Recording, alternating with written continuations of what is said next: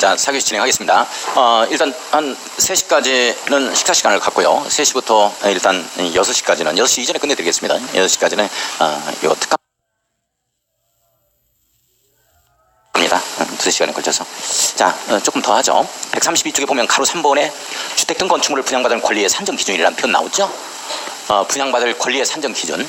요거 이제 사업성이 없어. 예, 이 조합원수 증가로 인해서 사업성이 없는 경우는 이제 현금 청산하고 권리 배분하지 않겠다. 뭐 이런 내용입니다. 요 취지가. 자, 동그라미 1번을 보면 정비 사업을 통하여 분양받을 이 건축물이 다음 갖고 요거는 하나에 해당하는 경우에는 정비구역 지정고시가 있은 날이에요. 밑줄 한번 딱 꺼놓고. 정비구역 지정고시가 있은 날 밑줄 동그라미 1번. 정비구역 지정고시 이전에 또 특기가 들어가는 자가 있거든요. 그래서 별도로 정하는 날이 있습니다. 그때는 이제 기준일이라고 그러죠. 자, 시도의사가 투기업체를 하기 위하여 기본계획 수립 후 정비구역 지정고시 전에 따로 정하는 날이 있습니다. 따로 정하는 날 밑줄. 정비구역 지정고시 이전에 들어가요. 투기 세력이. 그래서 따로 별도로 정해요. 따로 정하는 날. 이걸 뭐라 그러냐? 기준이라고 그래요. 기준일 네모 엮어놓고 동그라미 2번이라고 써요. 다음 날을 기준으로 해서 다음 날입니다. 정비구역 지정고시일의 다음 날 기준일에 다음 날을 기준으로 해서 건축물을 분양받을 권리를 산정해 들어가겠다. 밑줄 꺼놓고 이 권리 배분하겠다 하는 내용이 있죠. 그래서 이제 이때 이후에 들어온 자들은 이건 조합원수 증가되는 행위를 했다 하면은 전부 다 현금 청산한다 이런 내용이에요. 1, 2, 3, 4 한번 딱 묶어놓고 사업성이 없어지는 경우라고 써놓습니다. 사업성이 없어지는 경우니까 자꾸 뭐를 갖다가 늘리는 행위입니다. 토지등 소유자 수가 수적으로 늘어나는 경우죠. 이걸 막겠다 하는 취지입니다. 사업성이 없어지는 경우라고 한번 써요. 이걸 갖다가 막겠다. 자, 1번 한 필지 토지가 여러 개의 필지로 분할되는 경우 밑줄 꺼놓고 분할의 동그라미 칩니다. 이걸 갖다가 하나의 필지로 합필되는 경우 뭐 이렇게 되면 합병되는 경우 하면 틀리겠죠. 나눠지는 거니까 사업성이 없다. 2번에 단독주택 또는 다우주택 밑줄 다세대주택으로 전환되는 경우죠. 다세대주택 밑줄 거예요. 이걸로 전환되는 경우다. 자, 이걸 거꾸로 가면 안 돼요. 다세대주택은 공동주택이니까 다세대주택이 다가구주택으로 전환되는 경우 하면은 안 됩니다. 그거 조심하고. 자, 3호 보니까 하나의 대지범위에 속하는 동일한 소유의 토지주택 등 건축물을 토지와 주택 등 건축물로 각각 분리소유 밑줄 가요. 각각 분리소유죠. 분리에 동그라미 치고. 자, 남목을 보면 나대지의 건축물을 새로 건축하거나 이 기존 건축물을 철거하고 다세대주택 그 밖의 공동주택을 건축하여 자, 밑줄 그어요. 토지 등 소유자의 수가 증가하는 경우죠. 증가의 동그라미 치고 요걸 감소하는 경우 해서 한번 나왔어요. 예. 이 내용이 지금 뭐하고 똑같냐면 우리 도시관리법에도 이 내용이 똑같이 나와요. 입지환지에서 똑같이 나옵니다. 이게 앞쪽에서 도시관리법에도 똑같이 나온다. 우리 현금 청산한다. 이 내용이 권리 배분하지 않겠다. 예. 관리처분 대상에 제외하겠다. 이런 내용입니다. 자, 오른쪽 위에 가요. 동그라미 2번은 필요 없고 지분형주택 공급이라는 표현 나오죠. 4번 밑줄 그어놓고 이 지분형주택도 이거 굉장히 중요한 내용인데 요게 시험 문제가 이렇게 출제가 한 번도 안 됐어요. 이것도 중요한 내용인데 자, 그러면 지분형주택이라는 말이 무슨 말이냐면 자, 요게 이제 지분형주택은 말 그대로 지분을 논아갖자는 얘기지 우리하고 사업시행자고. 근데 이게 누가 할 때 이게 지분형주택 공급이 가능하냐면 사인끼리 해서도 안 돼요. 그렇다고 해서 행정청하고 사인하고 같이 이 재산을 공유할 수는 없거든. 그래서 공기관인 토지주택공사 등이 할 때만을 얘기합니다. 토지주택공사하고 우리하고 지분을 놀아가는 건데 땅은 지네들이 가져가요. 땅은. 그리고 건축물만 우리가 갖습니다. 근데 여기서 이제 주의할 점이 뭐냐면 반드시 지분액을 갖다가 이 지분형 공동주택을 갖게 되어지는 이 건축물뿐만 우리가 갖게 되어지는 거죠. 이렇게 가질 때는 최소 구분 건축물에 있어서의 공급 가격 이내의 권리가액이 나와야 돼요. 이하여야 됩니다. 그러니까 예를 들어서 20평부터 공급하는데 근데 이 권리가액이 종전 토지 건축물의 권리가액이 1억 2천이다 하면 지분으로 가질 이유가 없는 거죠. 그래서 이제 1억이 안 나오는 이 권리가액을 가지고 있는 자들한테만 그리고 또 실거주를 하면서 2년 이상 거주가 되어 있어야 돼요. 그런 내용을 갖다가 지분형주택을 공급받는다 해서 나오는데 한번 읽어보겠습니다. 한 번도 시험 문제 나온 사례는 없어요. 그러나 뭐 시험 문제가 나올 수 있는 아주 중요한 파트인데도 한 번도 안 나왔으니까 그래도 공부는 좀 하고 가죠. 자, 동그라미 1번 사업시행자가 토지주택공사 등인 경우 밑줄 긋고 별표 쳐요. 이걸 뭘로 바꾸면 틀리냐면 사업시행자가 조합인 경우 해도 안 되고 사업시행자가 시장군수 등인 경우 해도 안 돼요. 한국토지주택공사하고 광주도시공사 전남개발공사인 이 지방공사 이자를 토지주택공사 등이라고 하죠. 그래서 토지주택공사 등인 경우만 지분형주택 공급할 수 있습니다. 별표 치고 분양 대상자와 우리죠. 그리고 사업시행자 토지주택공사 등입니다. 공동 소유하는 방식으로 주택을 공급할 수 있다. 이걸 뭐라 그러냐? 지분형주택에서 네모였고 자, 1번 지분형주택 규모는 주거 전용 면적 60제곱미터 이하인 주택으로 한정한다. 밑줄 그어놓습니다. 60제곱미터 이하만 지분형주택이라는 말이 나오는구나. 뭐 30평에서 이런 건 없겠네요. 그러면 60제곱미터 이하. 자, 2번을 보면은 주거 전용 면적 60제곱미터 이하니까 선생님들 이 내용이 몇 평에 해당이 되냐면 예전에 분양평수 24평까지가 해당됩니다. 이게 전용 면적 60제곱미터 이하는 예전에 24평짜리도 말이죠. 23평, 24평 여기에 해당이 되거든. 방 3개까지 나와요. 24평짜리도. 화장실도 2개 빼고. 화장실은 앞쪽 베란다 쪽에, 베란다가 아니고 이제 발코니인데 정확한 표현은 발코니 쪽으로 뺍니다. 그 화분 넣는 부분 쪽으로. 안방에 화장실이. 그렇게 해서 2개가 나와요. 잘 빼. 요즘에는 아주 그냥 아주 잘 만들어내요. 요 정도 60제곱미터만 된다 하더라도 뭐 2, 3인 가족 3, 4인까지 살아가는데 전 지장이 없어. 응. 좋지 뭐. 너무 커도 문제야. 리모컨 가지러 한참을 가야 되고 이게 작으면 바로 옆에 놔두고 리모컨 탁 틀면 되는 것이고, 리모컨 없으면 손으로 틀면 되는 것이고, 밥상 갖다 놓고 밥 먹으면 그게 식탁이 되는 것이고, 쭉 밀어버리면 집이 되고. 얼마나 좋아 이게. 너무 커도 안 돼. 불편해. 너무 크면 청소하기도 불편하고. 그가 있는 뭐 맥주 한잔 먹다 흘리면 딱 걸레로 수건 걸레로 닦아버리면 딱 끝나는 거고, 청소할 것도 없어. 그가 있는 거.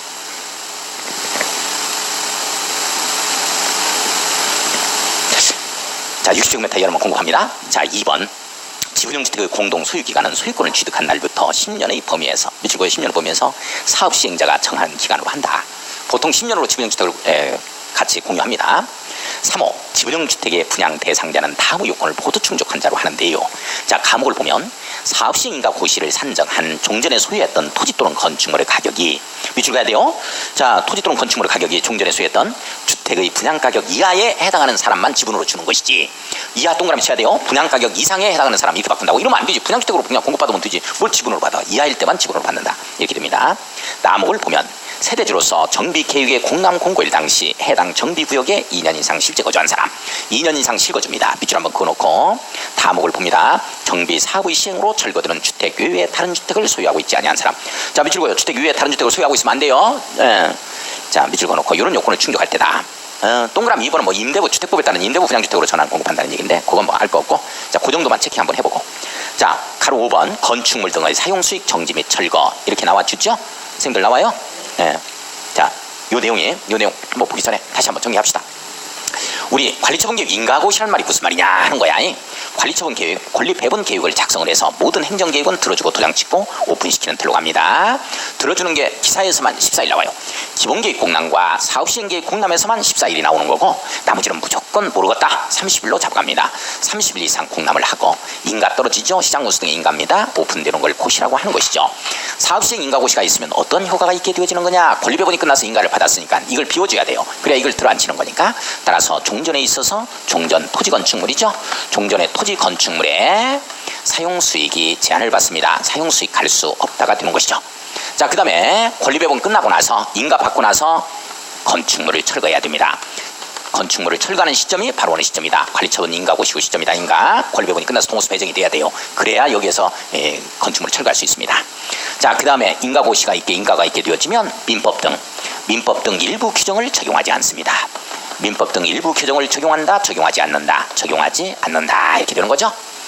자, 여기 나가면서 갑이라는 자가 갑다시한테, 선이야, 갑다시는 아무것도 몰라요. 정비사업 한다는 것도 몰라서 저렴해서 바로 이게 보증금을 갖다가 1억을 전세금을 체결했네. 계약 체결했어. 자, 이렇게 됐을 때 이 갑다시는 주택 임대차 보호법에서 규례해놓고 있는 2년의 기한의 이익을 주장할 수 있다 없다? 없다가 되어집니다. 적용 안 하겠다 이런 내용이에요. 자, 이 내용입니다. 한번 보겠습니다. 동그라미 1번 종전의 토지 건축물의 소유자, 지상권자, 전세권자, 임차권자 등 권리자는, 자, 밑줄 그어야 돼요. 관리처분 계획 인가고시가 있은 때에는 밑줄 긋죠. 이전고시, 소유권 이전고시를 말합니다. 있는 날까지 종전의 토지 또는 건축물을 사용하거나 수익할 수 없다. 사용수익할 수 없다. 밑줄 한번 그어놓고, 다만 동그라미 치고, 다음 어느 하나에 해당하는 경우에는 그러하지 아니하다. 밑줄 그어놓고 별표 쳐요. 다만 별표. 꼭 시험 문제가 1, 2번 가지고 묶어놓고 1번 가지고 내요. 사업시행자의 동의를 받은 경우라 하더라도 관리처분 계획에 인가고시가 있을 때는 종전의 토지 건축물 소유자는 사용수익할 수 없다 이렇게 뜬다고. 그러면 틀려. 사업시행자의 동의를 받는다면 사용수익 가능해요. 나 2개월만 더 사용수익 하겠다. 이러이런 사정 때문에 사업시행자의 동의를 받아서 더 사용할 수가 있어요. 자, 그 다음에 이후에 끝에 손실보상이 완료되지 아니한 경우 밑줄 긋습니다. 이 경우는 더 사용할 수 있는 것이다. 자, 동글배기 2번 갑니다. 사업시행자는 관리처분 계획 인가를 받은 후 기존 건축물을 철거 밑줄 긋습니다. 넘어갑니다. 자, 넘어가서 134쪽 가겠습니다. 134쪽 3번 갑니다. 사업시행자는 다음 어느 하나에 해당하는 경우에는 기존 건축물의 소유자의 동의, 기존 건축물의 소유자 동의 밑줄, 시장군수 등의 허가 밑줄 받아서 해당 건축물을 철거할 수 있다. 해당 건축물 철거. 이 경우 건축물의 철거는 토지 등 소유자로서의 권리 의무에 영향을 주지 아니한다. 밑줄 긋습니다. 자, 1, 2번 묶어놓고 붕괴 안전사고 우려 밑줄, 폐공가의 밀집, 범죄 발생 우려 있는 경우 밑줄 긋습니다. 밑줄 그어요. 이거 중요하다. 부산 김길태 사건 때문에 생긴 내용입니다. 석폭행 해가지고 죽였죠. 아무튼 살해했습니다. 여중생을 참 안타까운 사건인데, 이 내용이 어떤 내용이냐면, 선생님들 이 내용이 이 부산 김길태 사건이 터지고 나서 2010년도에 터진 걸로 제가 알고 있는데요. 그 다음에 법조문 하나가 만들어지는데 그 법조문이 요 조문입니다. 이게 어떤 내용이냐면, 정비구역 이칭이 됐는데 이 피해자집만 여기 살고 있었던 거야. 나머지는 전부 다 이게 폐가들로 이걸 뭐라 그러냐면 폐공가라고 해요. 폐공가. 막 쓰러져가는 집들. 이게 지금 건축물을 철거할 수 없었지. 왜? 뭐가 안 떨어지니까.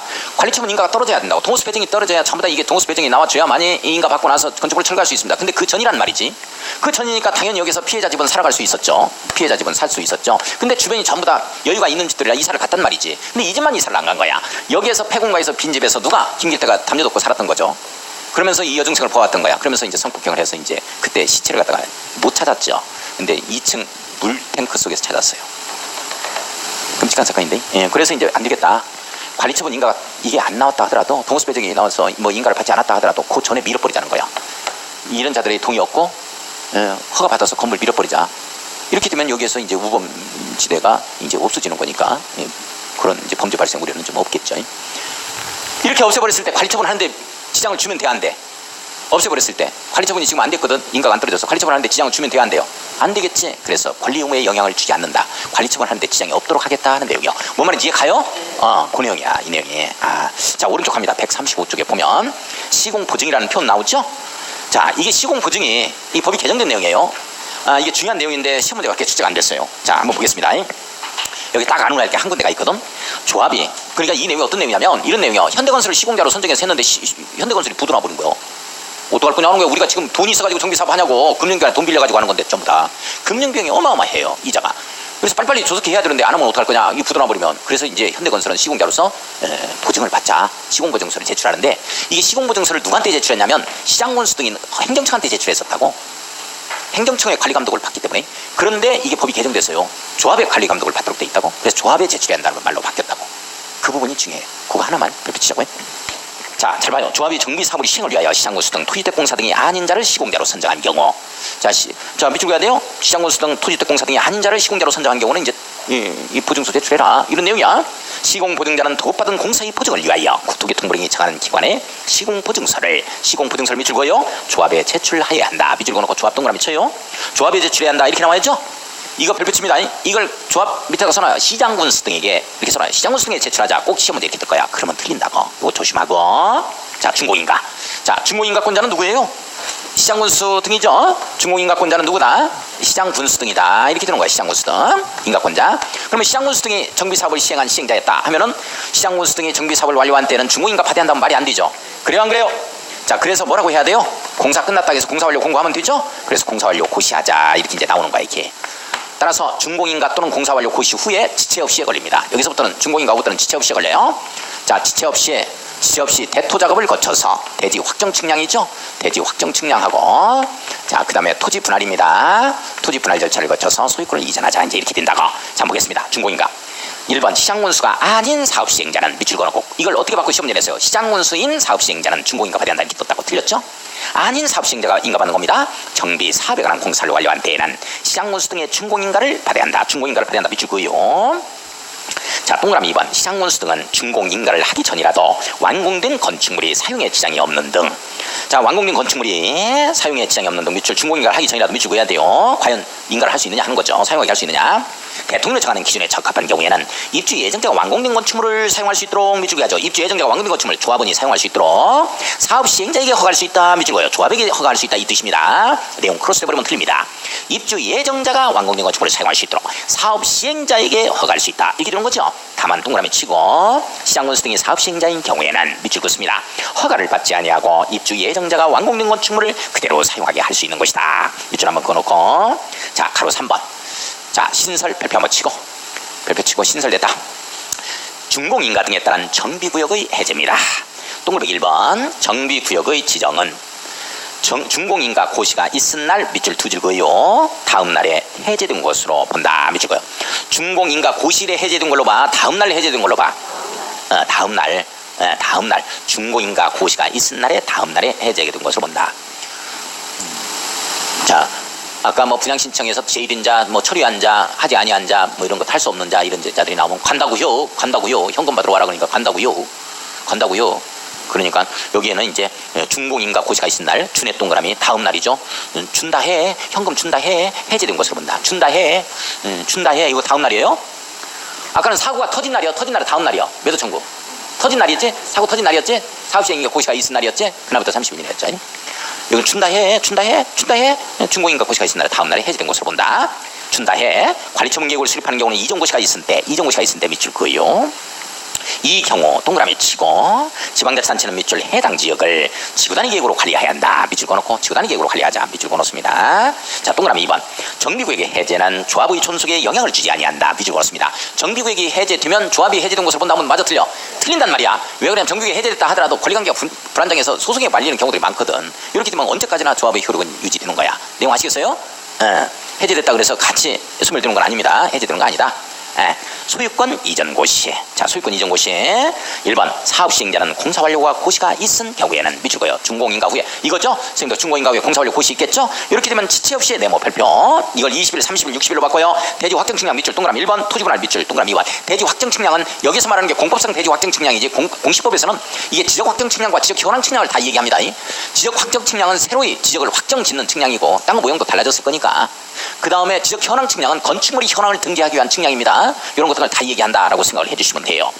토지분할 절차 밑줄 동그라미 2번. 대지 확정 측량은 1번, 토지분할 절차 2번 거쳐서 관리처분 계획에 정한 사항을 분양받을 자에게 통지하고 동그라미 치고 통지하고 소유권 이전하자 이렇게 나오겠죠. 대지 건축물의 소유권을 이전해야 한다. 밑줄 그었습니다. 소유권 이전 데모.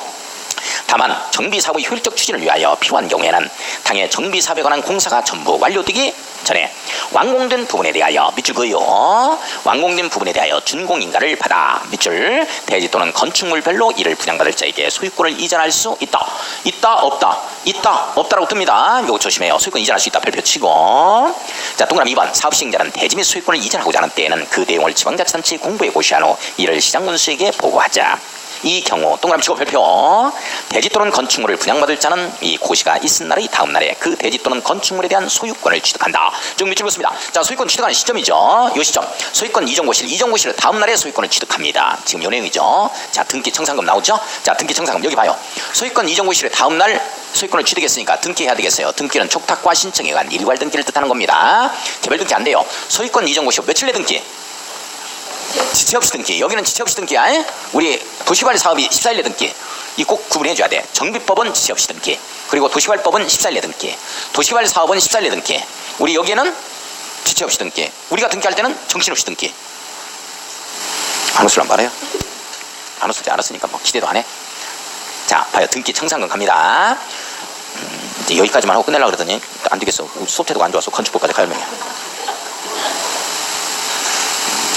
자, 동그라미 1번. 사업시행자는 이전고시가 있을 때는 밑줄 소유권 이전고시입니다. 지체 없이 동그라미 치고 별표. 이걸 14일, 20일, 30일, 60일로 바꿔요. 별표. 대지 건축물에 관한 등기를 촉탁 신청해야 한다. 밑줄고요. 일괄 등기라고 써야죠. 우리 개별 등기 아닙니다. 법인 등기 자체가 일괄 등기가 촉탁 신청에 관한. 이거 조합원이 개별 등기할 수 있다 하면 틀립니다. 자, 동그라미 2번.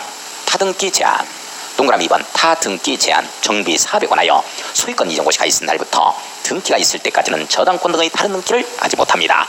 쭉 밑줄 그어요. 타등기 제한. 완전 금지적 효과가 있다. 이게 도시관리 사업에도 똑같이 타등기 제한이 나오는데 거기에는 등기 원인이 있다면 할 수 있어요. 매매나 증여 이런 게 있으면 할 수 있는데 여기에는 완전 금지적 효과예요. 등기 원인이 있다 해도 안 됩니다. 안 된다. 자, 그 다음에 보면 동그라미 3번. 청산금. 대지 건축물을 분양받은 자가 종전에 소유가 있던 토지 건축물의 가격과 분양받은 대지 건축물의 가격 사이에 차이가 있는 경우 사업시행자는 이전고시가 있은 후에 소유권 이전고시 후에 이 말이죠. 그 차이에 상당하는 금액을 자 분양받을 자로 하여금 징수하거나 분양받은 자에게 지급해야 되는데 이걸 갖다가 가로 열고 제일 끝에 일괄징수 일괄지급이라고 써놓습니다. 원칙입니다. 일괄징수 일괄지급이라고 써놓습니다. 일괄징수 일괄지급 이라고 써놓고 자 4번.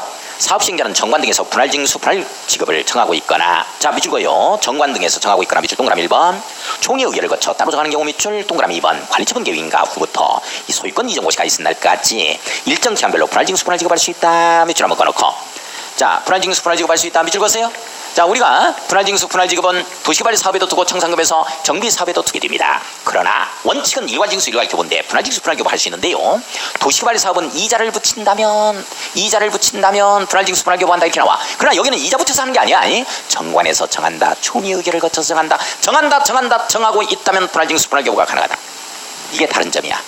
도시관리 사업은 이자를 붙인다면 분할징수 분할교부, 여기는 이자를 붙인다면이 아니고 정한다면 정관에서 정한다. 총회 의결을 거쳐서 정한다면 분할징수 분할교부한다. 이렇게 나오는 거거든. 이게 좀 차이점이고.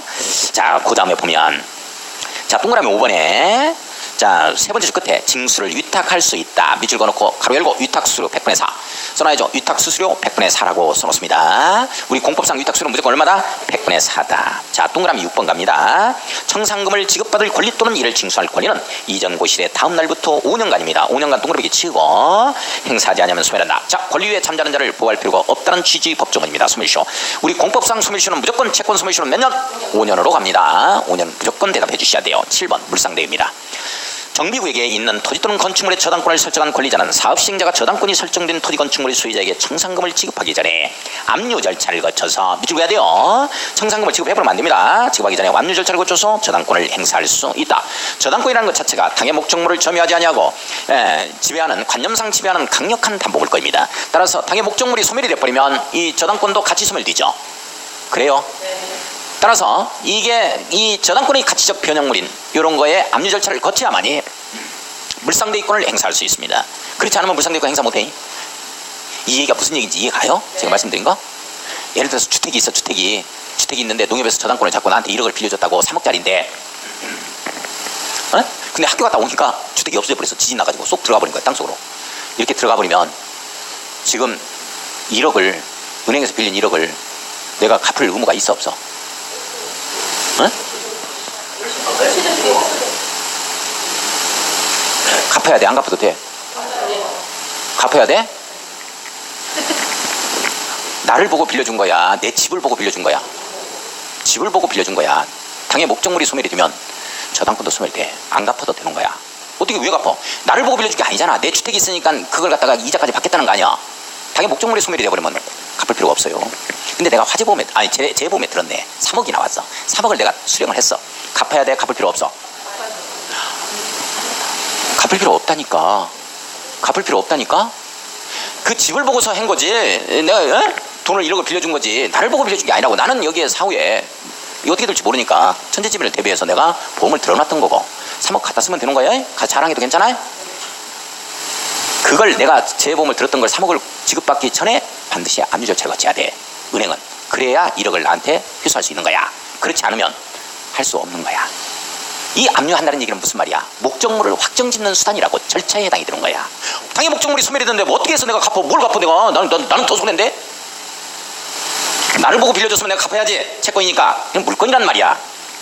근데 주택이 없어서 나는 지금 속상해 죽겠는데 나한테 뭘 이러고. 내가 나를 보고 빌려준 사람이야? 은행에서? 전혀 갚을 필요가 없다. 내가 제 보험금을 타가도 갚을 필요가 없다. 그런데 지금은 전부 다 뭐가 되어 있어? 전산화가 되어 있다고. 압류가 바로 되어 있어. 걸려 있어. 이게 보험금 지급되기 전에 내용 아시겠어요? 이게 반드시 나한테 지급받기 전에, 청산금을 지급받기 전에 압류해야지. 내가 청산금 받아가면 안 됩니다. 뭔 말인지 이해가요? 이게 바로 물상대위권 행사. 자, 오늘 수업 여기까지 마치고 3시부터 우리 국토기법률 완성하겠습니다. 자, 오늘 수업 마무리 짓겠습니다. 수고하셨습니다.